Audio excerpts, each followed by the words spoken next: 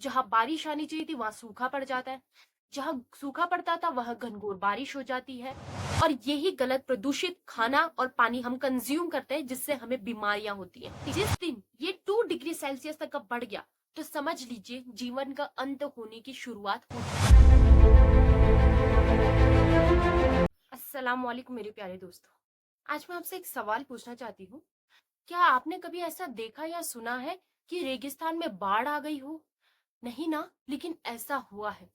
2024 में यूएई संयुक्त राज्य अमेरिका में बाढ़ आई थी ज्यादा वर्षा होने के कारण। जहां लोग गर्मी के मौसम में पहाड़ों में ठंडे ठंडे मौसम के लिए जाते हैं, वहां आज पहाड़ों में भी हीट वेव्स चल रही है। जितनी भी बर्फ थी सारी की सारी पिघलने लग गई है। ठंडी गर्मी के समय में और गर्मी ठंडी के समय में आ ही नहीं रही है। समुद्र का लेवल हर साल बढ़ता जा रहा है और लोग गर्मी में मर रहे हैं। आखिर ये सब हो कैसे रहा है? तो इसके पीछे एक ही जवाब है, और वो है क्लाइमेट चेंज, जलवायु परिवर्तन। आखिर क्या है ये क्लाइमेट चेंज, जलवायु परिवर्तन? जलवायु परिवर्तन एक ऐसी दशा है जिसमें हमारे आसपास का वातावरण, मौसम बहुत ज्यादा गर्म होने लग जाता है। जहां की मौसम प्रणालियां पूरी तरीके से चेंज हो जाती है। जहां बारिश आनी चाहिए थी वहां सूखा पड़ जाता है, जहां सूखा पड़ता था वहां घनघोर बारिश हो जाती है। जिसमें मौसम प्रणाली पूरी तरह से फिक्स ही ना हो और प्रकृति धीरे धीरे खत्म होती चली जाए। इस सिचुएशन को कहते हैं क्लाइमेट चेंज। आखिर ये क्लाइमेट चेंज बढ़ाता कौन है? अगर इसके पीछे देखें तो बहुत से रीजन है, लेकिन अगर हम मोटा मोटा समझे तो हमारा जो क्लाइमेट चेंज है वो सबसे ज्यादा बढ़ता है ग्रीन हाउस गैसेस की वजह से। क्या होती है green house gases? Green house gases जैसे कि क्लोरोफ्लोरोकार्बन, कार्बन डाइऑक्साइड, मीथेन, ये कुछ ऐसी गैसेस होती है जो हमारे वातावरण में बैठ जाती है और वातावरण से बाहर जाने का नाम नहीं लेती। और जब ये हमारे वातावरण में बैठी रहती है तो ये धीरे धीरे धीरे धीरे करके हमारे पूरे वायुमंडल को गर्म करने लग जाती है। आपको यकीन नहीं होगा कि 19वीं शताब्दी से लेकर आज तक हमारा टेम्परेचर 1.1 डिग्री सेल्सियस तक का बढ़ चुका है। आप समझ सकते हैं, और अभी भी अनुमान लगाया जा रहा है कि ये 2 डिग्री सेल्सियस तक बढ़ सकता है। और जिस दिन ये 2 डिग्री सेल्सियस तक का बढ़ गया तो समझ लीजिए जीवन का अंत होने की शुरुआत हो चुकी।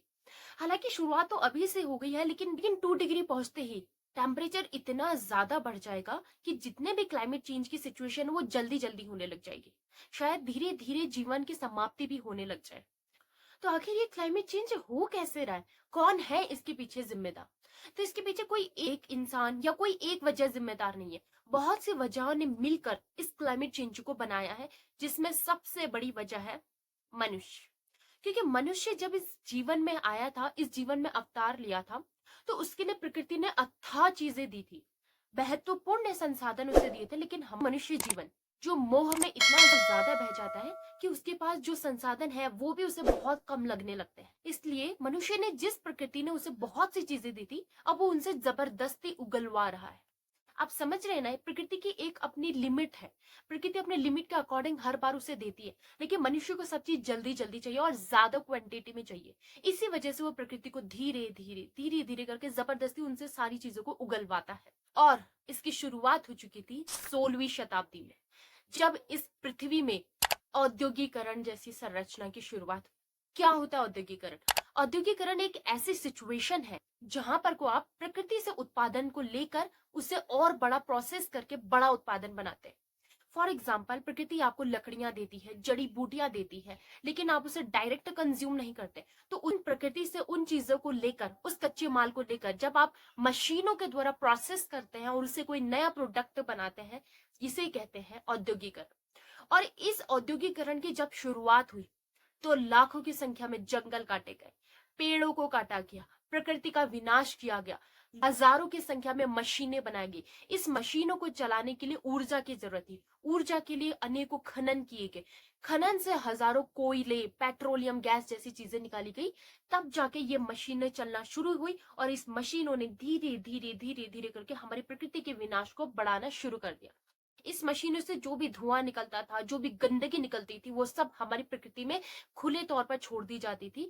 और जब यहाँ से शुरुआत हुई तो उसका भुगतान धीरे धीरे करके आज हम तक पहुंच चुका है। और ये इतना बड़ा भुगतान है कि हमारी हीट वेव 1.5 डिग्री तक का बढ़नी शुरू हो गई है। शुरुआत हुई थी 16वीं शताब्दी में और परिणाम आज आ रहे हैं। और जो आज कार्य कर रहे हैं इसके परिणाम हमारी आने वाली पीढ़ी को भुगतना ही पड़ेगा। क्योंकि ये साबित है, जैसे जैसे टेम्परेचर बढ़ेगा वैसे वैसे चीजें भी बदलती जाएंगी। आप ही सोचिए ना, आप लोग कहते हैं इस साल बड़ी गर्मी हुई है, इस साल तो ठंड बहुत ज्यादा पड़ी है, इस साल तो ठंड आई नहीं, इस साल तो बारिश हुई नहीं, और इस साल तो बहुत ज्यादा बारिश हो गई। मतलब आप लोग हमेशा ये बातचीत करते रहते हैं ना कि इस साल तो कुछ अलग हो रहा है, हर बार कुछ चेंजेस हो रहे हैं, मौसम अपने फिक्स टाइम पर है ही नहीं। तो इन सब के पीछे रीजन क्या है? यही सब तो रीजन है। और अगर हम वर्तमान में देखें तो वर्तमान में भी सबसे ज्यादा प्रकृति को विनाश करने में नंबर 1 पे रहा है मनुष्य। आज भी हमें अपनी चीजों के लिए, अपने फ्यूचर के लिए, अपने देश के लिए, अपने विकास के लिए आज भी प्रकृति पर ही निर्भर रहना पड़ता है। और प्रकृति से हम जबरदस्ती जबरदस्ती उसे चीजों को उगलवा रहे हैं। अपनी जरूरतों के लिए हम जंगल पे जंगल काटते जा रहे हैं, जिसकी वजह से जहां पर बारिश होनी चाहिए थी वहां बारिश ही नहीं हो रही है। दिन पर दिन कार्बन डाइऑक्साइड का लेवल बढ़ता ही जा रहा है, बढ़ता ही जा रहा है। जब हम ऑक्सीजन लेते हैं तो बदले में कार्बन डाइऑक्साइड छोड़ता है। कौन ऑब्जर्व करेगा उसे जब हम जंगल ही काट दे रहे हैं? और आजकल का लाइफ स्टाइल, हमारे पास गाड़ी तो होनी ही चाहिए, बिना गाड़ी के हमारा कोई अस्तित्व ही नहीं है। इस चीज को देखते हुए लोग एक नहीं, दो नहीं, तीन नहीं, चार चार और ऐसे ही 10-10 गाड़ियां रखने में लग्जूरियस लाइफ मानते हैं। और इसी लग्जूरियस लाइफ की वजह से हमारे देश में धीरे धीरे प्रदूषण का लेवल भी बढ़ता जा रहा है, जिसका एग्जाम्पल दिल्ली वालों ने अच्छे से देखा होगा। दिल्ली में कैसी सिचुएशन हो जाती है जब ठंड के मौसम में फॉग बढ़ जाता है, और इसी फॉग में ना जाने कितने लोग बीमार पड़ जाते हैं। उन्हें स्वच्छ वायु का तो जैसे नामो निशान ही नहीं रहता। स्वच्छ वायु कहते किसे ये शायद दिल्ली वाले जानते भी नहीं होंगे। और इसी फॉग से बहुत ज्यादा खतरनाक स्थिति बनती है, जो गर्मी के मौसम में धीरे धीरे धीरे करके गर्मी को बहुत ज्यादा बढ़ा देती है। और आपको पता ही होगा कि दिल्ली का टेम्परेचर गर्मियों के मौसम में कितना ज्यादा पहुंच जाता है। इतना ज्यादा पहुंच जाता है कि लोग बाहर निकलने में भी डरते हैं। और कहानी यहीं पर ही खत्म नहीं होती है। इसी गर्मी की वजह से जगह जगह सूखा पड़ जाता है, देश में महामारी जैसी स्थिति पैदा हो जाती है, कुपोषण की समस्या पैदा हो जाती है, छोटे छोटे बच्चे कुपोषण से मर जाते हैं, भुखमरी से मर जाते हैं। लोग किसानों को उनकी पूंजी नहीं मिल पाती, लोगों को सस्ता अनाज नहीं मिल पाता, सब्जी मंडी में सब्जियां नहीं मिल पाती। सड़ी गली सब्जियां खा खा के इंसान बीमार होता जाता है, और लाखों रुपया जो उसे अपनी जिंदगी को बेहतरीन बनाने के लिए लगाना पड़ता, वो ही लाखों का रुपया वो अस्पताल में फूक कर आ जाता है। कोविड-19 की जो बीमारी आई, इसके पीछे भी रीजन क्या था? ऐसी बीमारी जिसने पूरे विश्व को झकझोर के रख दिया। क्या कभी ऐसी बीमारी विश्व में हुई है जो पूरे विश्व को खत्म करने में लग जाए? कोविड-19 ने वो करके दिखाया। और आप जानते हैं कि कोविड-19 में बहुत से लोगों ने अपनों को खोया भी है। तो आखिर कैसे हम इन सारी सिचुएशन को रोक सकते हैं? क्या हमारे पास कोई ऐसे संसाधन नहीं है, कोई ऐसी प्रणाली नहीं है जिसकी वजह से हम इन सारी स्थितियों को रोक सके, इनको कंट्रोल कर सके? देखिए, पहली बात तो ये, जो भी टेम्परेचर बढ़ चुका है उसे कम करना तो बहुत ज्यादा मुश्किल है। लेकिन हाँ, आगे जाकर ये टेम्परेचर और ज्यादा ना बढ़े, जो मुसीबतें आज की पीढ़ी झेल रही है वो उससे भी ज्यादा मुसीबतें आगे की पीढ़ी ना झेले, तो उसके लिए भी मनुष्य को ही कदम उठाने पड़ेंगे। जिसने शुरुआत करी है उसी को अंत भी करना पड़ेगा। तो चलिए देखते हैं कि आखिर हम इन सिचुएशंस को कैसे रोक सकते हैं। सबसे पहले हमें दिन प्रतिदिन की अपनी आदतों को चेंज करना पड़ेगा।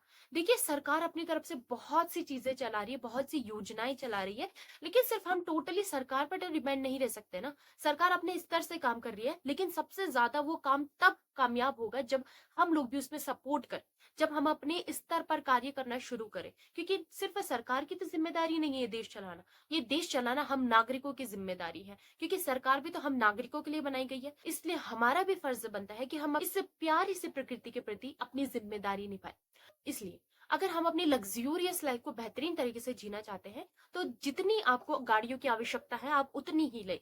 ये नहीं कि दूसरे ने 10 ली है तो मुझे 20 लेनी चाहिए। और अगर आप वाहनों का प्रयोग करते ही हैं तो आप इलेक्ट्रॉनिक वाहन की तरफ जा सकते हैं। इलेक्ट्रॉनिक वाहन जो कि बैटरी से चलते हैं और जिसमें नवीकरणीय ऊर्जा होती है, सौर संयंत्र लगा सकते हैं। आपने वर्तमान में जो सौर घर योजना सरकार के द्वारा चलाई जा रही है, जिसमें 1 करोड़ घर को सौर संयंत्र लगाने की पहल शुरू की गई है, इस आप भी अपना योगदान देकर अपने अपने छतों में सौर संयंत्र लगवा सकते हैं, जिससे आपकी बिजली की खपत तो कम होगी ही, आपका पैसा भी बचेगा। और दूसरा, नवीकरणीय ऊर्जा से हम इस प्रकृति के विनाश को भी रोक पाएंगे। क्योंकि जो बिजली कोयले से बनती है वही बिजली अब सूर्य से बनेगी, और सूर्य हमेशा ही रहता है, और सूर्य किसी भी प्रकार की कोई गलत वेव्स नहीं पैदा करता है।